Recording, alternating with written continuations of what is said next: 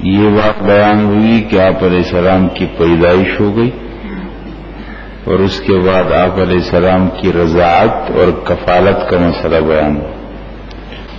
اب ہے آپ علیہ السلام کا بچپن اور لڑکپن، اس کو بیان کرتے ہیں۔ رسول اللہ صلی اللہ علیہ وسلم کا بچپن اور لڑکپن، اور اس میں مشہور 4 واقعات ہیں۔ بکریاں چرانا، نمبر 2 شام کا پہلا سفر، نمبر 3 حرب الفجار، نمبر 4 حلف الفضول۔ یہ 4 واقعات ہوئے۔ آپ علیہ السلام کی عمر 10 سال تھی جب آپ نے بکریاں چرائی۔ بکریاں چرانے کے اندر بہت حکمت ہے۔ بکریاں چرانے سے آدمی کے اندر عاجزی پیدا ہوتی، اور پھر بکریاں چرانے سے آدمی انسانوں کو سنبھالنا سیکھ لیتا ہے۔ انبیاء کرام کے ذمے پر ہوتا ہے کہ وہ انسانوں کی جماعت کو طریقے سے چلائے۔ اس کے لیے بہت برداشت کی ضرورت ہوتی ہے، بہت شفقت کی ضرورت ہوتی ہے۔ تو آپ علیہ السلام نے فرمایا کہ انبیاء کرام نے بکریاں چرائی اور میں نے بھی چرائی، جب آپ کی عمر 10 سال کی، اور اجرت پر چرائی۔ کہاں چرائی؟ یہ آپ کو نظر آ رہا ہے مکہ مکرمہ کا شہر، پورا مکہ مکرمہ۔ مکہ مکرمہ 2 پہاڑوں کے بیچ میں، 2 پہاڑی سلسلے کے بیچ میں۔ ادھر جنوبی جانب ہے، یہ شمالی جانب۔ جنوبی جانب کے اندر پہاڑ ہیں بڑے، جبل ابو قبیس اور جبل خندمہ، اور اس جانب کے اندر پہاڑ ہیں، ان کا نام ہے جبل الفلق، جبل قیفعان، جبل اللعلع، اور ادھر چھوٹا حصہ مروا کا ہے، جبل قیفعان کے آخر میں چھوٹی سی پہاڑی مروا کی، اور ادھر جنوبی جانب کے اندر جبل ابو قبیس کے آخر میں ایک چھوٹا سا حصہ ہے، اس کا نام صفا ہے، صفا مروا۔ اس جنوبی جانب کے اندر ایک محلہ پڑتا ہے، اس کا نام اجیاد ہے۔ اسی اجیاد کے مقام پر رسول اللہ صلی اللہ علیہ وسلم نے بکریاں چرائی تھی، اور ایک مقام پر جب صحابہ کرام ایک بیابان کے اندر تھے اور پیلوں کا درخت ہوتا ہے، اس کو اس کے دانے کاٹ کر کھا رہے تھے، تو آپ نے فرمایا کہ اس میں کالا والا دیکھو، وہ بہت میٹھا ہوتا ہے۔ تو صحابہ نے کہا اللہ کے رسول آپ کو کیسے پتا؟ فرمایا میں جب بکریاں چراتا تھا تو مجھے اس وقت سے یہ بات معلوم۔ تو 10 سال کی عمر میں آپ علیہ السلام نے مکہ مکرمہ کے اندر بکریاں چرائی تھی۔ یہ آپ کے بچپن کا ایک قصہ ہے۔ دوسری بات، شام کا پہلا سفر۔ آپ علیہ السلام کی عمر 12 سال کی تھی، اور آپ اپنے چچا ابو طالب کی کفالت میں تھے۔ ابو طالب شام کی طرف روانہ ہوا تجارت کے لیے۔ آپ علیہ السلام ان کے ساتھ بہت محبت تھی، اور آپ کا تو کوئی تھا بھی نہیں، والدین تو آپ کے تھے نہیں، بہن بھائی آپ کے تھے نہیں، دادا کا اس کا بھی انتقال ہو گیا، ایک ہی چچا تھا، اس سے بہت محبت تھی۔ وہ سفر پر جانے لگا شام کی طرف، تو آپ علیہ السلام اس سے چمٹ گئے، فرمایا کہ میں بھی آپ کے ساتھ جاؤں گا۔ انہوں نے بہت سمجھا، لیکن آپ نے فرمایا کہ میں جاؤں گا۔ آپ مجھے کس کے پاس چھوڑتے تھے؟ نہ میرے والد ہیں نہ میری والدہ ہے، میں کس کے پاس رہوں گا؟ تو ابو طالب آپ کو اپنے ساتھ لے گی۔ یہ سفر شروع ہوا مکہ مکرمہ سے، مکہ مکرمہ سے شمال کی جانب مدینہ منورہ، پھر یہاں سے آگے آئے ہیں تیمہ، اور پھر یہاں سے آگے آئے ہیں دومت الجندل، پھر یہاں سے آئے ہیں شام میں بصرہ کا علاقہ ہے۔ یہ پورا سفر آپ نے اپنے چچا ابو طالب کے ساتھ کیا ہے۔ ادھر بصرہ پہنچے ہیں تو ایک واقعہ پیش آیا۔ بصرہ کے اس علاقے میں ایک عیسائی راہب رہتا تھا، اور وہ کسی کے ساتھ ملتا بھی نہیں تھا، لیکن اب جو قافلہ گیا تو یہ عیسائی راہب اور پادری اپنے عبادت خانے سے اتر آئے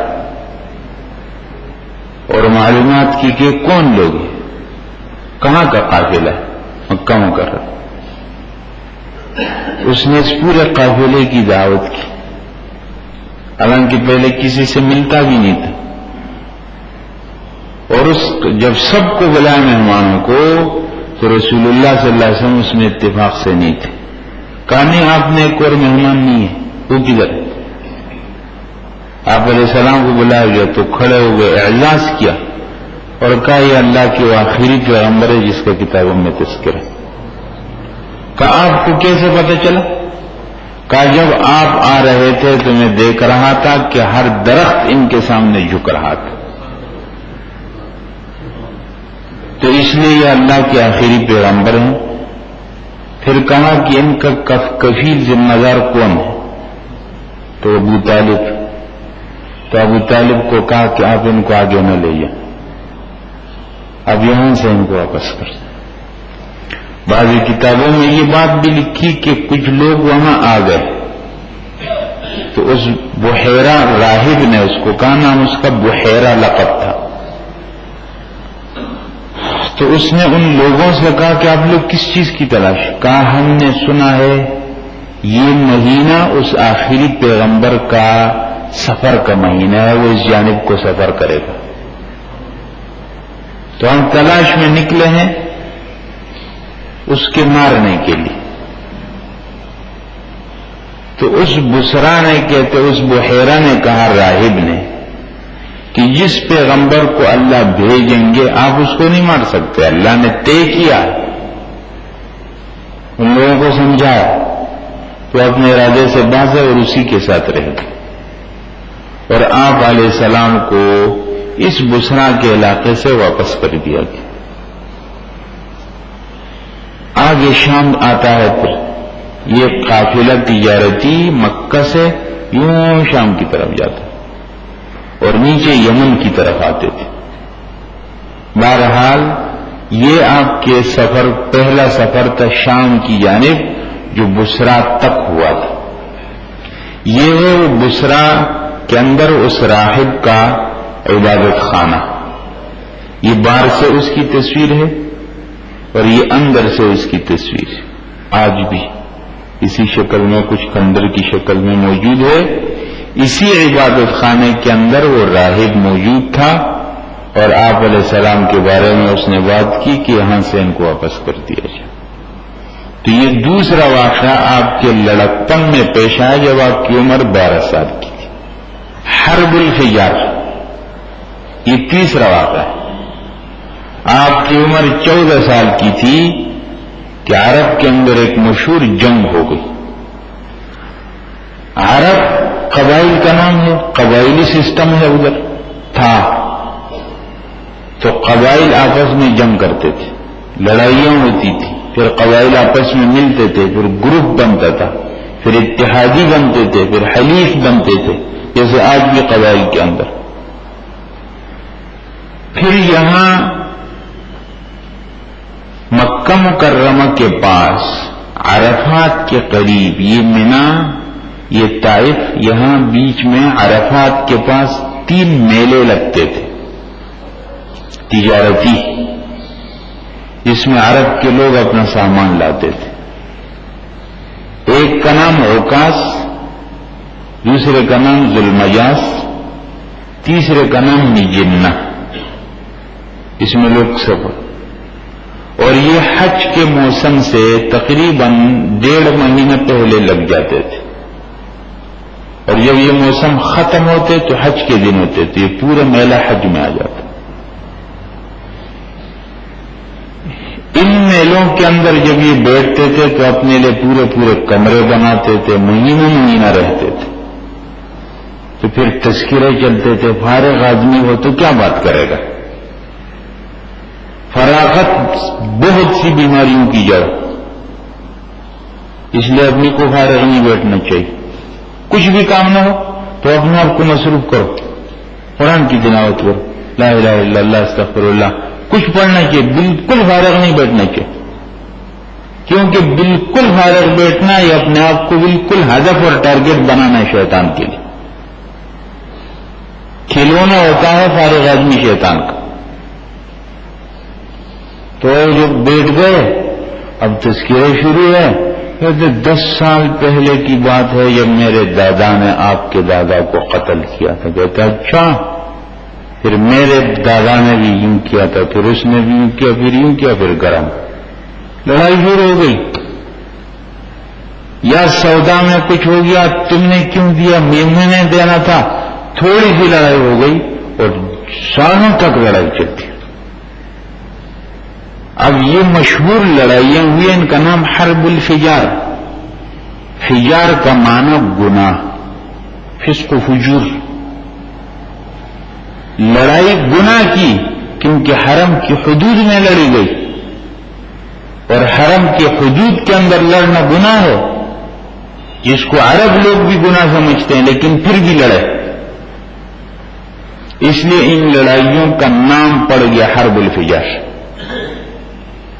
اس میں قریش آخری لڑائی ہوگی، تو یہ قریش اور کنانہ کے بیچ میں ہوئی ہے، قریش اور کنانہ۔ تو آپ علیہ السلام بھی اس میں شریک ہوئے، لیکن آپ نے کوئی عملی جنگ میں کسی کو مارا، کوئی حصہ نہیں، صرف پورا قبیلہ قریش کا شریک ہوا۔ تو آپ بھی 14 سال کے تھے، آپ بھی شریک ہوئے تھے اس جنگ کے۔ حرب الفجار۔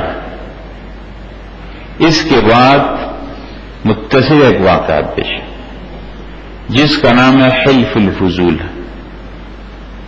یہ کیا ہوا؟ رسول اللہ صلی اللہ علیہ وسلم کے والدہ کی طرف سے ایک رشتہ دار آتے ہیں، اس کا نام عبداللہ بن جدعان، اور آپ علیہ السلام کے ایک چچا ہے، ان کا نام زبیر۔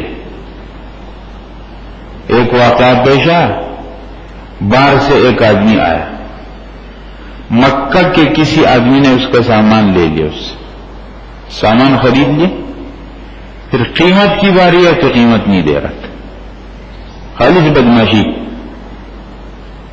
وہ آدمی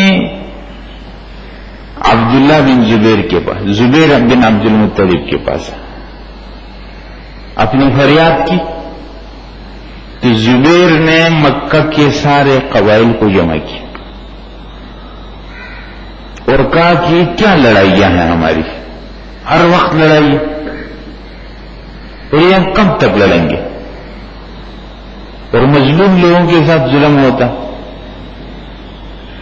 تو سب تنگ تو آ گئے تھے، لیکن کوئی تھا نہیں جو کوئی پروگرام دے دے۔ تو زبیر ابن عبد المطلب نے پھر سب کو جمع کیا عبداللہ بن جدعان کے مکان پر، اور وہاں ایک نقطے پر اتفاق ہو گیا، اور نقطہ یہ تھا کہ ہر ظالم سے بغاوت کریں گے اور ہر مظلوم کی حمایت کریں گے، ہم کسی ظالم کا ساتھ نہیں دیں۔ یہ ایک نقطہ۔ اس میں جو پیش لوگ تھے ان سب کے شروع میں فضل کا نام آتا ہے، فضل بن فضالہ اور فضل بن عبید اور فضیل بن حارث، اس لیے اس کا نام پڑ گیا حلف الفضول، فضل والا معاہدہ، فضل والا معاہدہ، کیونکہ اس میں جو مرکزی پیش لوگ تھے وہ سب کے شروع میں فضل کا نام آتا، اس لیے نام اس معاہدے کا حلف الفضول ہوگی۔ آپ علیہ السلام اس میں بھی شریک ہوئے، اور آپ کی عمر 14 سال تھی، اور آپ فرماتے تھے کہ آج بھی اگر مجھے کوئی اس قسم کے معاہدوں کے لیے بلائے تو میں اس میں شریک ہو جاؤں گا، جہاں لوگوں کے درمیان لڑائی کو ختم کرنا ہو، فساد کو ختم کرنا ہو، لوگوں کے درمیان اصلاح اور جوڑ کا کام ہو، تو میں اس کے لیے تیار۔